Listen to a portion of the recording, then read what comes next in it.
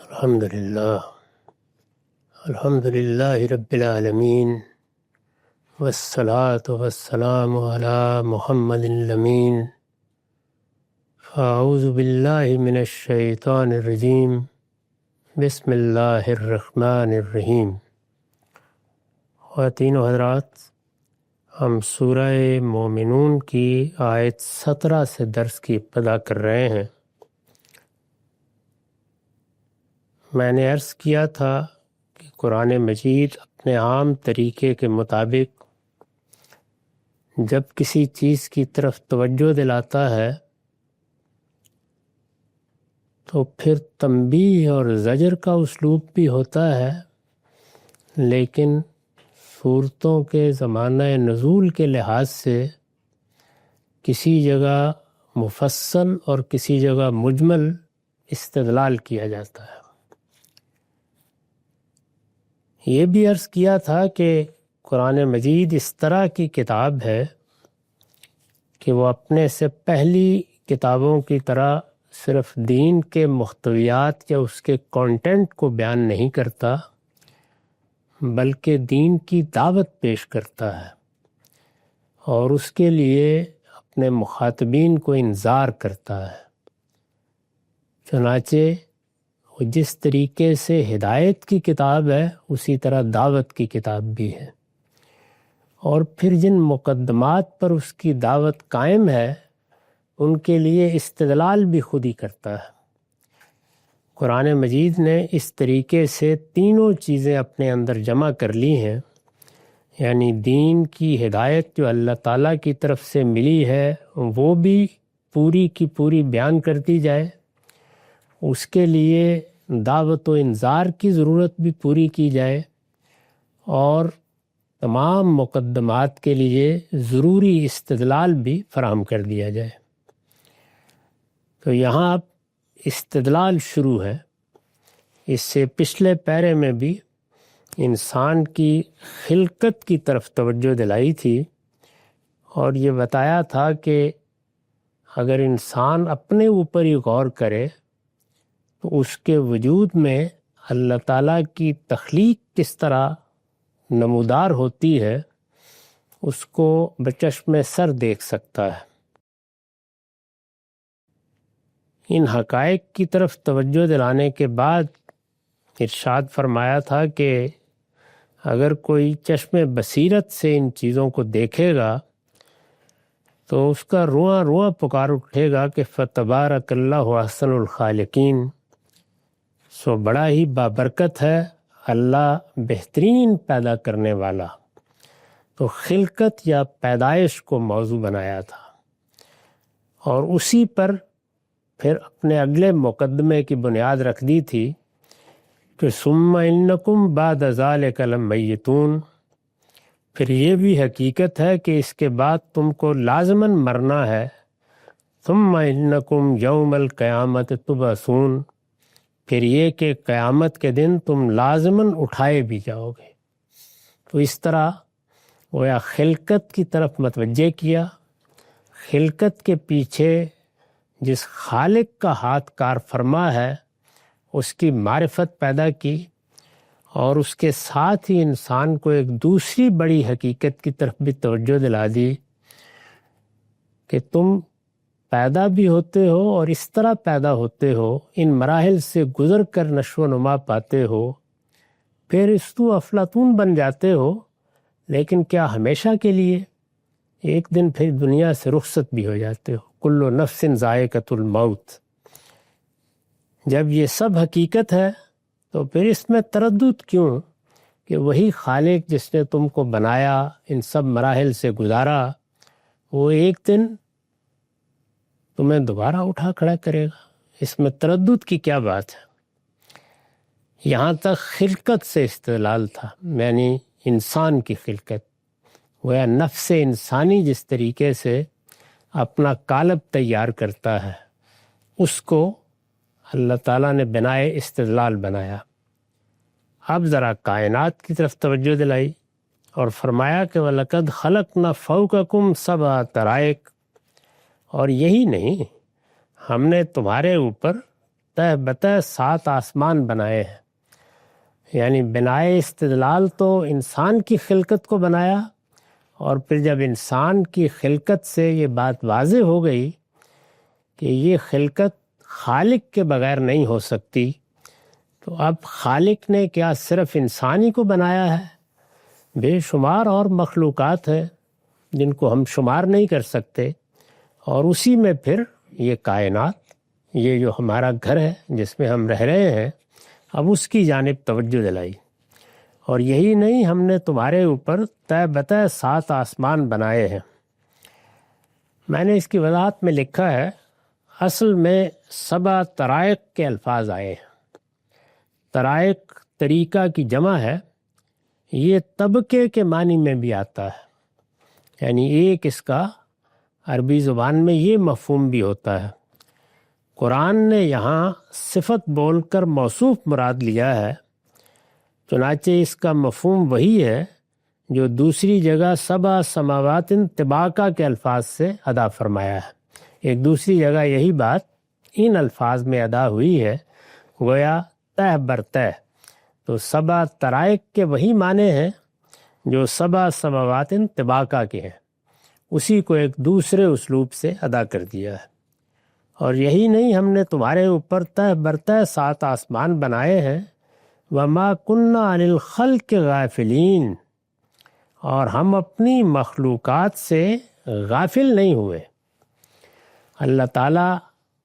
کی ذات کو جب ایک ہستی کی حیثیت سے مانا جاتا ہے، یعنی وہ محض کوئی علت العلل نہیں ہے،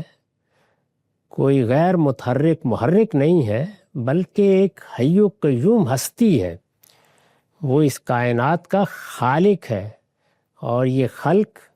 اس کے ارادے سے ہوئی ہے. اس میں اس کا علم، اس کی حکمت، اس کی قدرت کار فرما ہے، جو اس کے ایک ایک پہلو سے مشاہدہ کی جا سکتی ہے. جب اس طرح سے خالق کا تعارف کرایا جاتا ہے تو پھر اگر خالق یہ ہے اور یہ اس کی صفات ہے، اور اس نے باقاعدہ ارادہ کر کے اس کائنات کو ایک مقصد کے پیش نظر پیدا کیا ہے، تو وہ اس سے غافل کیسے ہو سکتا ہے؟ پھر وہ ہر لحظہ اس پر نگران ہوگا، اس کی ایک ایک چیز کو دیکھے گا. یہ چیزیں اس کی نگاہ سے اوجھل نہیں ہو سکتی، یہ اس کی مخلوق ہے اور وہ اس کو ہر لحاظ سے دیکھ رہا ہے. اس پہلو کی طرف توجہ دلائی. ظاہر ہے کہ اگر ہمارا خالق ایک حی و قیوم ہستی ہے، تو جس طرح ایک ہستی کا تصور قائم کرتے ہی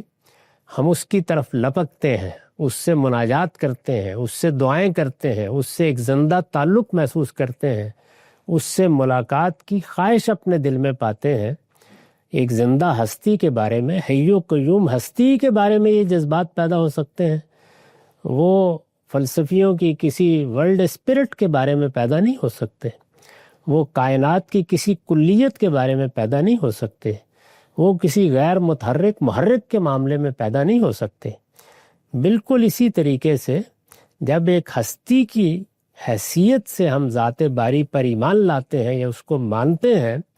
تو یہ بھی باور نہیں کیا جا سکتا کہ اس نے اس کو بنایا، یعنی مجھے، آپ کو اور اس کائنات کو، اور پھر اس سے غافل ہو کر بیٹھ گیا. یعنی اس کو کچھ پتہ نہیں ہے، اب یہ خودکار مشین کے طریقے پہ چل رہی ہے، اس میں ظلم ہو رہا ہے، عدوان ہو رہا ہے، اس میں کوئی خرابی پیدا ہو رہی ہے، اس میں کوئی فساد برپا کیا جا رہا ہے، تو وہ ان سب چیزوں سے بے تعلق بیٹھا ہوا ہے.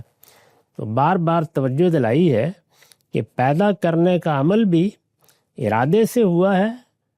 ایک مقصد کے پیش نظر ہوا ہے، اور جس نے یہ کیا ہے وہ علیم و حکیم ہستی ہے. اور جب اس نے پیدا کیا ہے تو وہ اس سے غافل نہیں ہو سکتا، اس لیے کہ جب وہ علیم و حکیم ہے تو اپنی خلق کو پیدا کرنے کے بعد اس سے بے پرواہ کس طرح ہو سکتا ہے؟ یہ دونوں پہلوؤں سے قرآن مجید ذات باری کا تعارف کراتا ہے. اور جب وہ بے پرواہ نہیں ہو سکتا تو پھر معاملات کو دیکھ رہا ہے. پھر اگر اس نے مجھے عقل دی ہے تو اس کا بھی محاسبہ کرے گا، اور اگر حادثہ اخلاقی دیا ہے تو اس کے جو فتوے مجھ پر صادر ہوتے ہیں ان کی بنیاد پر بھی پوچھے گا. اور اگر حصے جمالیات دی ہے تو میں نے اس کی پیدا کی ہوئی زینتوں کے ساتھ کیا معاملہ کیا، اس کے بارے میں بھی سوال کرے گا۔ تو جب پورے انسان کو اس نے یہ سب کچھ دے کے بنایا ہے تو اس کے علم و حکمت کا تقاضا یہی ہے کہ وہ پھر اس سے متعلق رہے، ایک زندہ تعلق اس کائنات کے پروردگار کا قائم رہے۔ چنانچہ مختلف جگہوں پر اسی کی مثالیں دی ہیں۔ قرآن مجید میں وہ غیر معمولی واقعہ جو سیدنا موسیٰ کے ایک تجربے کی صورت میں بیان ہوا ہے، وہ اسی حقیقت کی طرف توجہ دلاتا ہے۔ یعنی اس میں ذرا پردہ اٹھا کر بتایا گیا ہے کہ ایک غریب ملاح کی کشتی بھی خدا کی نگرانی میں ہے، اور ایک خاندان میں پیدا ہونے والا بچہ بھی اس کے فیصلوں کے تحت رہتا ہے یا اٹھا لیا جاتا ہے، اور وہ تو کسی یتیم کے خزانے کا بھی براہ راست نگران ہے۔ تو اس طرح گویا جزیات میں چھوٹی چھوٹی چیزوں کو لے کر یہ بتایا گیا یا دکھایا گیا کہ وہ اس کائنات سے، اپنی خلق سے، اپنی مخلوقات سے غافل نہیں ہے۔ اس کی میں نے شرح کی ہے، یعنی اس کو پیدا کر کے بھول نہیں گئے، اس کائنات کا خالق فراموش نہیں کر بیٹھا،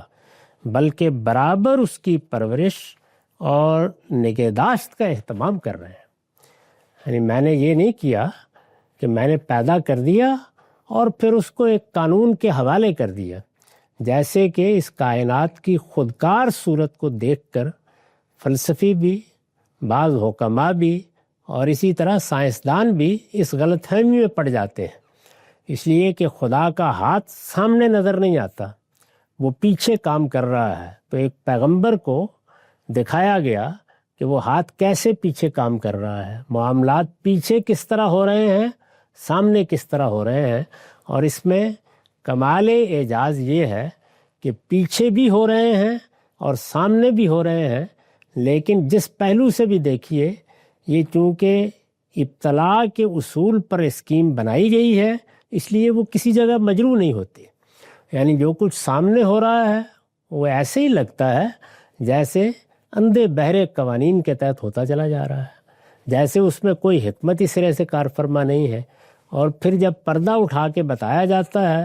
یا پیغمبروں کے ذریعے سے جب دینونت برپا ہوتی ہے تو یہ معلوم ہوتا ہے کہ یہ تو ایک ایک چیز اس پروردگار کی براہ راست نگرانی میں ہو رہی ہے۔ وَمَا كُنَّا لِلْخَلْقِ غَافِلِينَ،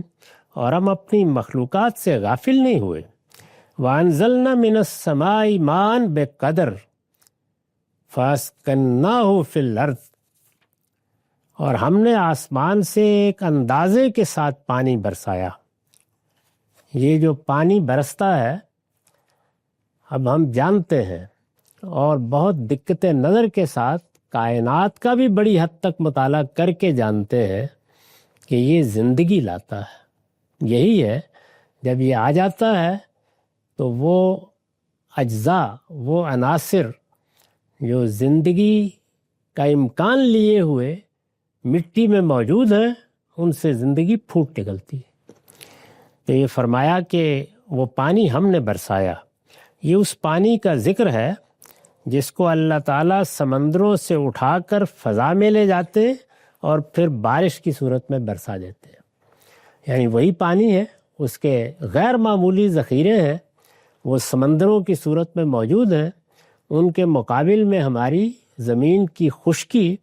بے حیثیت سی لگتی ہے، وہ اتنے وسیع سمندر ہیں اور اتنے وسیع ذخیرے ہیں، لیکن وہ براہ راست ہمارے کام میں نہیں آتے۔ وہ اس کو اٹھاتا ہے، فضا میں لے جا کے اس کو صاف کرتا ہے، پھر بارش کی صورت میں برسا دیتا ہے۔ یہ ہمیشہ ایک خاص اندازے اور مقدار کے ساتھ برسایا جاتا ہے ماں کی یہاں۔ یعنی اس طرح نہیں ہے کہ اتنا برسا دیا جائے کہ سیل بن جائے، سیلاب بن جائے۔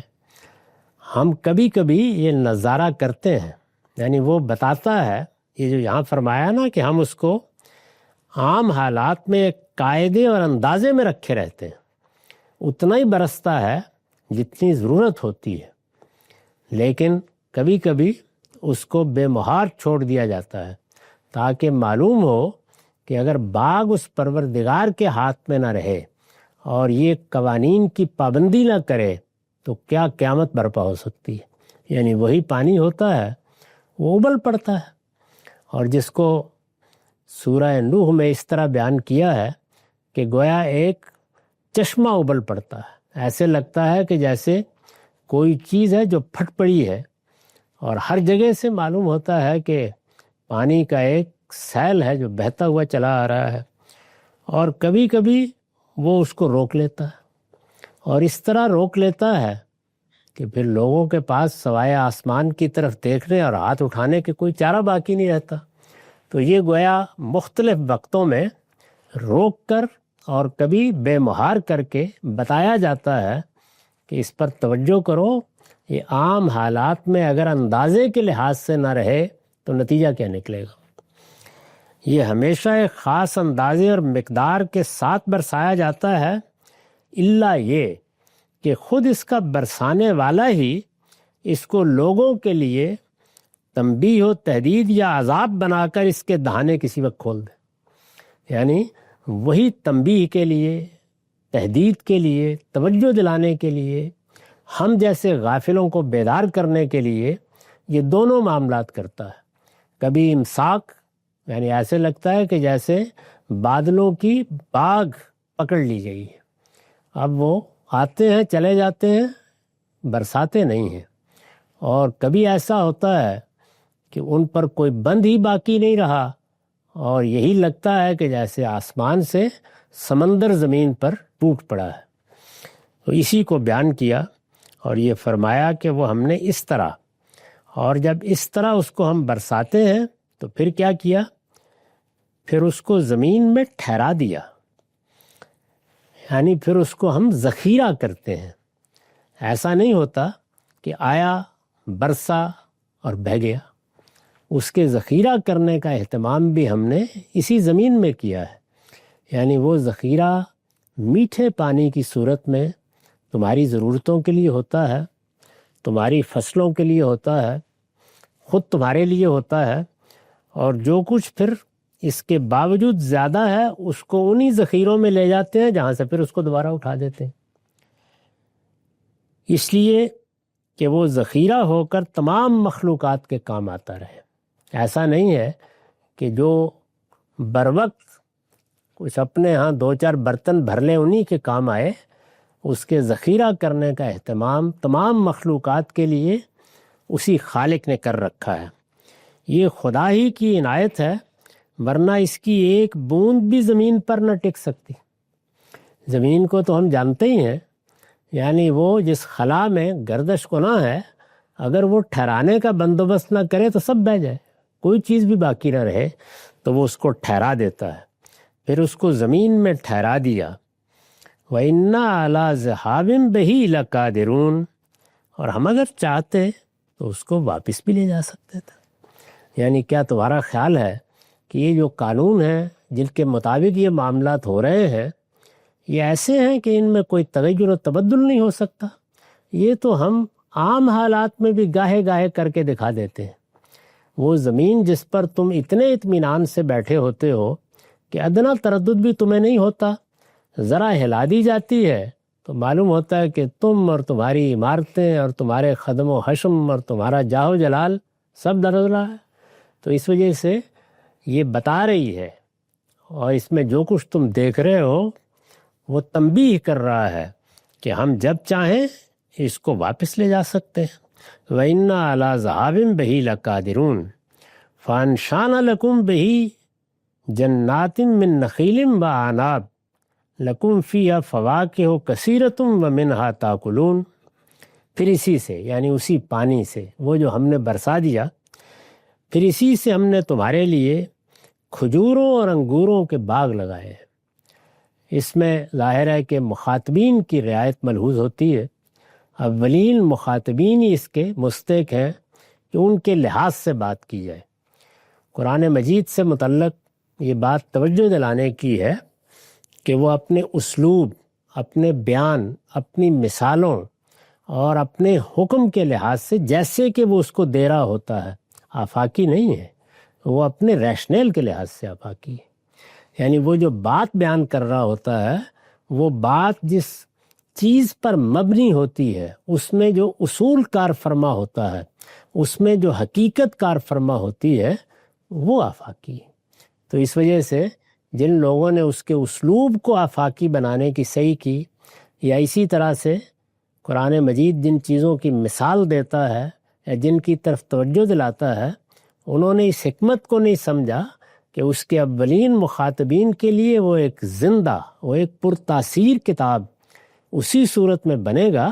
جب وہ واقعے کو سامنے رکھ کر گفتگو کرے گا۔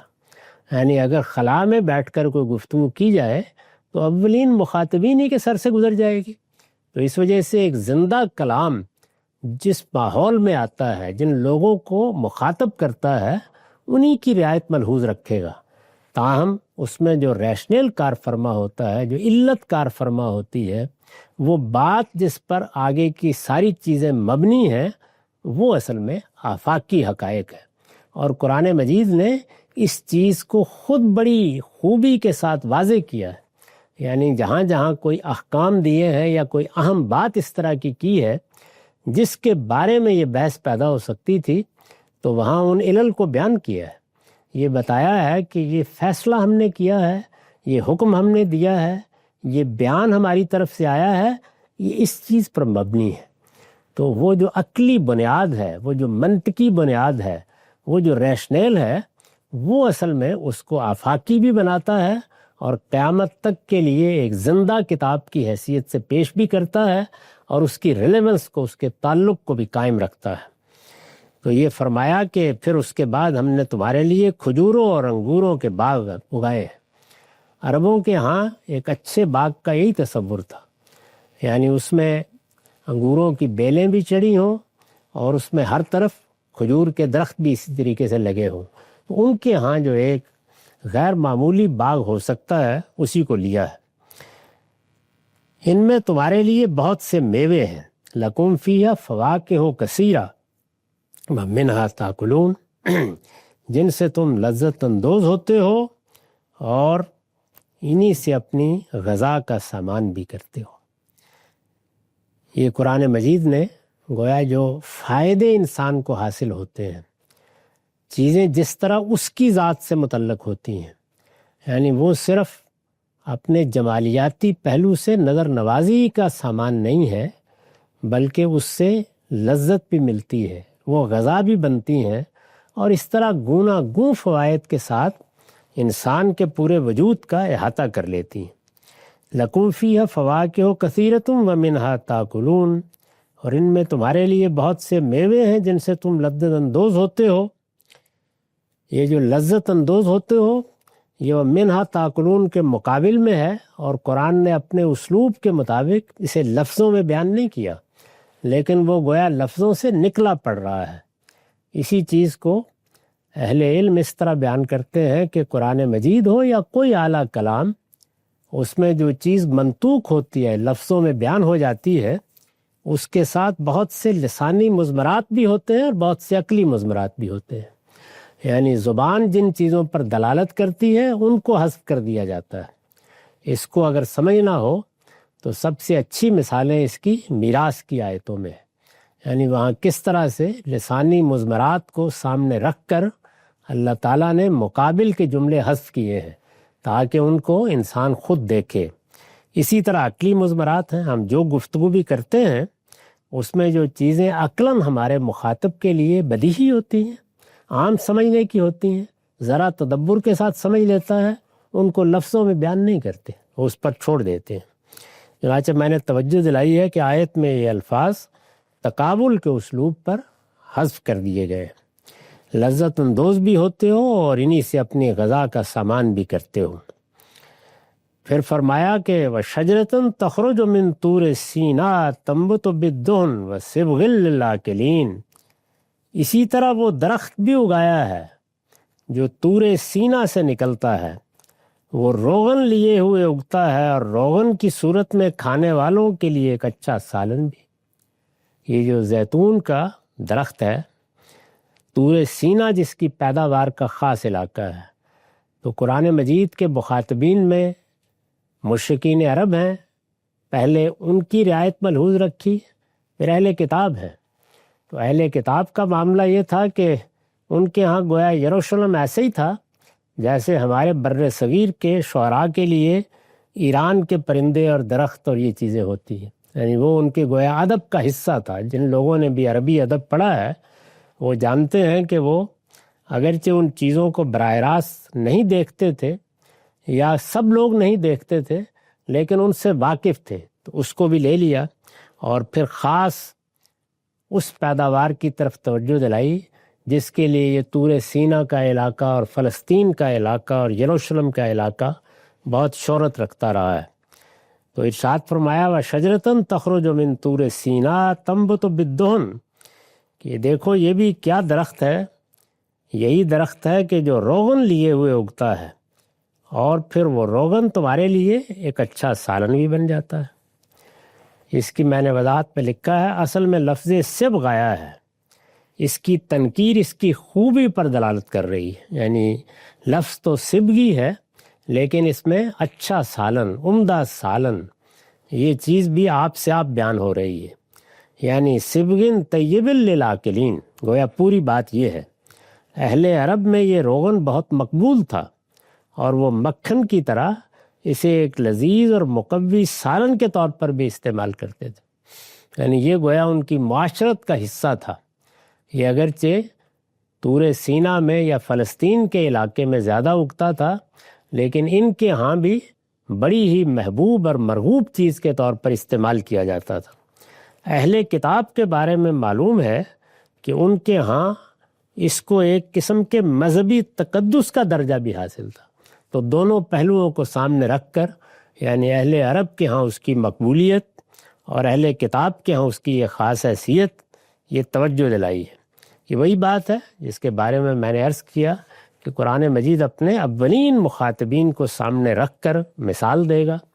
انہی کو اپنی نعمتوں کی طرف متوجہ کرے گا اور حکم بھی دے گا اگر کوئی تو اس کی وہ صورت پیش نظر رکھے گا جو اس وقت سامنے ہے، اور پھر یہ بتا دے گا کہ اس میں اصول کیا کار فرما ہے، تاکہ حالات کے تغیر کے ساتھ افراد کے بدل جانے سے کسی شخص کو کوئی اضطراب پیش نہ آئے، وہ اس اصول کو، اس بنیاد کو، اس ریشٹیل کو سمجھ کر اس کے متعلق کرتی۔ ارشاد ہوا وَإِنَّ لَكُمْ فِي الْأَنْعَامِ لَعِبْرَةً، یعنی پہلے انسان کو اس کی خلقت کی طرف توجہ دلائی، پھر کائنات کی طرف توجہ دلائی، پھر پانی کے عظیم ذخیروں کی طرف توجہ دلائی، پھر اس کے فضا میں اٹھانے کی طرف اسے متوجہ کیا، پھر وہ کس طریقے سے برستا ہے، اور برستا ہے تو اپنے ساتھ کیا زندگی اور کیا حرارت لے کے آتا ہے، اس سے کیسے تمہارے باغات اور فصلیں اگتی ہیں، اور اب جانور۔ ظاہر ہے کہ ان کی معاشرت میں یعنی قرآن کے اولین مخاطبین کی معاشرت میں جس طریقے سے باغوں کو اور کھجوروں کو اور انگوروں کو ایک اہمیت حاصل تھی، اور جس طرح ان کی روزمرہ زندگی میں یہ زیتون کا درخت ایک بڑا کردار بن چکا تھا، اسی طرح ان کی زندگی چوپایوں کی زندگی تھی، ریوڑ پالتے تھے، یہ ان کی بڑی دولت تھی۔ تو ارشاد ہوا وَإِنَّ لَكُمْ فِي الْأَنْعَامِ لَعِبْرَةً، اور تمہارے لیے چوپایوں میں بھی یقیناً بڑا سبق ہے، یعنی ہم نے کس کس پہلو سے تمہارے لیے نعمتیں پیدا کی ہیں، ایک بڑا درس۔ ظاہر ہے کہ عبرت، درس، سبق، اس میں توجہ دلانا مقصود ہوتا ہے کہ جو چیز دیکھ رہے ہو اس کو کس کس پہلو سے دیکھو۔ تو یہ قرآن مجید کوئی سائنس کے حقائق نہیں بیان کرتا، بلکہ انسان، ہر دور کے انسان کے گرد و پیش میں جو چیزیں ہو سکتی ہیں اس کے مشاہدے میں آتی ہیں، اور اس کے وہی پہلو جو مشاہدے میں آتے ہیں، جو ادنا تأمل کے ساتھ سمجھ میں آ جاتے ہیں، انہی کو ہمیشہ نمایاں کرتا ہے۔ یہی طریقہ ہے قرآن مجید کا۔ تو ارشاد ہوا کہ ان میں بھی تمہارے لیے بڑا سبق ہے۔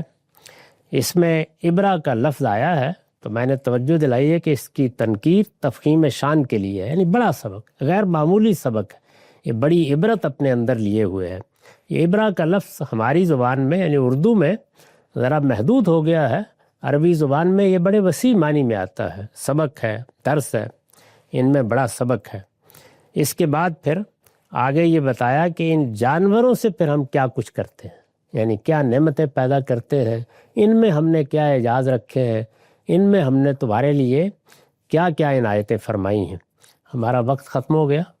اس پر اگلی نشست میں بات کریں گے۔ اقول و قولی ھذا واستغفر اللہ لی ولکم ولسائر المسلمین۔